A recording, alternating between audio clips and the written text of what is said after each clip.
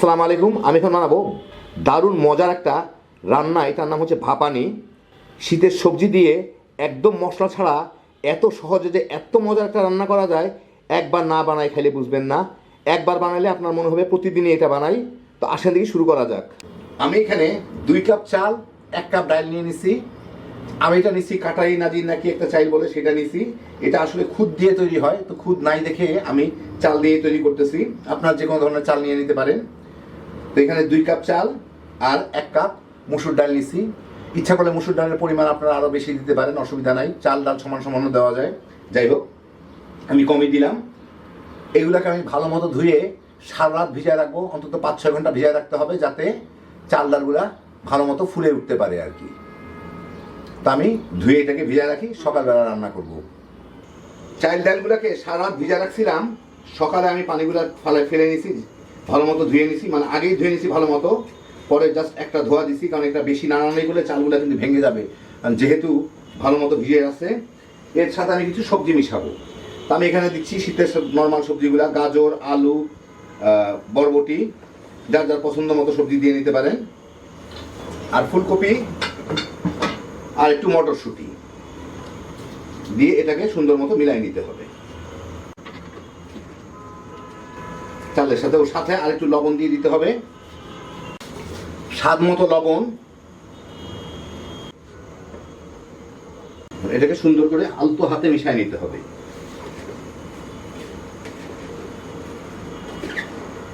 ভালো মতো মিশিয়ে নিলাম। এখন এটাকে মানে ভাপে দিতে হবে।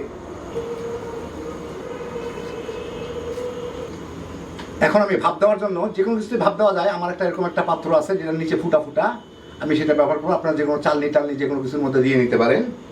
তো ওর মধ্যে আমি এগুলোকে সুন্দর করে সাজায় দিব। এই ফুটাগুলো চালের থেকে একটু বড়, কিন্তু চালগুলো সিদ্ধ হয়ে কিন্তু ধীরে ধীরে ফুটাগুলো বন্ধ হয়ে যাবে। যাই হোক, এটা সুন্দরভাবে একটু ছড়াই দিয়ে দিই উপরে দিয়ে।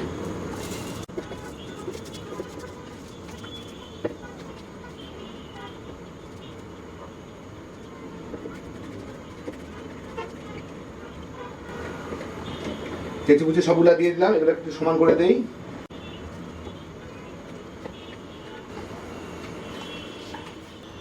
আমি এখানে একটা সসপ্যানের মধ্যে পানি ফুটাই নিছি। যে সসপ্যানটার মধ্যে এটা আমার এই পাত্রটা নিখুঁতভাবে বসে।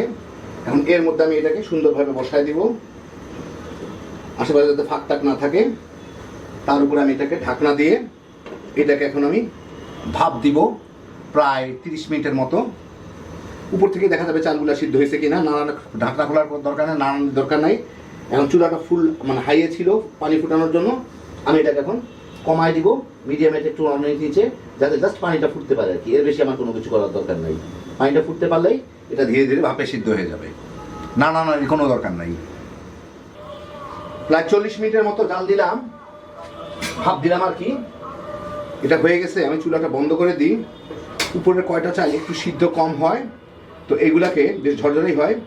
এগুলাকে আমার একটু মিলাই নিতে হবে। মিলাই নেওয়ার আগে আমার এর মধ্যে আরেকটা জিনিস আমি দিয়ে দিই। এটা খাওয়ার সময় দেওয়া যায়, আগেও দেওয়া যায়। দেন ডাল চাল সবগুলাই গলে গেছে, বেশ সুন্দর হয়ে গলে গেছে এগুলা। তো আমি এটাকে পাশে চুলা রেখে বাগারটা তৈরি করে নিই। আমি এখানে 2-2.5 টেবিল চামচ সরষের তেল গরম করে নিছি। ওর মধ্যে আমি 3-4টা শুকনো মরিচ একটু ভেঙে নিছি, ওগুলা দিয়ে একটু ভেজে নেব এটাকে, শুকনো মরিচটাকে। আরো 2টা শুকনো মরিচ আস্ত দিয়ে দিব। এটা যারা খাবে তারা যাতে পাশে একটু মানে ভেঙে টেঙে খাইতে পারে। যাই হোক, একটু মচমচা হয়ে গেল। হ্যাঁ, হয়ে গেছে বাগারটা। এখন আমি বাগারটা, এই মরিচ দুটা বড় 2টা উঠায় ফেলে বাকিটা আমি ভাতের সাথে মিলাই দিব।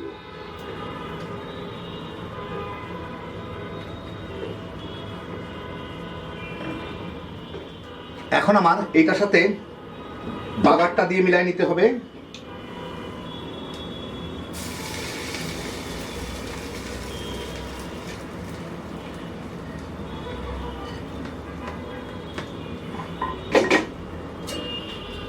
ভালো করে সবটার সাথে মিলাই নিলে আমার হয়ে গেল।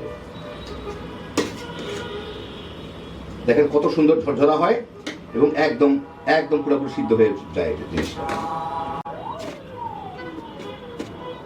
ভালো মতো মিলাইলাম মনে হয়। আপনাদের আমি একটু গরমা গরম পরিবেশন করে দেখাই।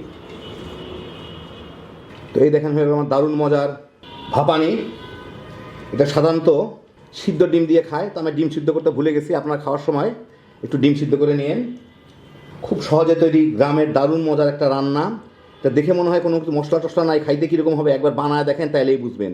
এই ঠান্ডা ঠান্ডা দিনে সকালে এরকম গরম গরম ভাপ উঠা ভাপানি খাইতে যে কী মজা লাগে একবার বানালেই বুঝবেন। বাচ্চা বড় সবাই মিলা সকালের নাস্তা হিসাবে তামা তামা করে খায় ফেলাইতে পারবেন। একদম কম ঝামেলায় হ্যাপি জোশের একটা আইটেম। আল্লাহ আপনাদের সবাইকে ভালো রাখুন, সুস্থ রাখুন, নিরাপদ রাখুন। ইনশাআল্লাহ বেঁচে থাকলে আবার দেখা হবে। ফি আমানিল্লাহ।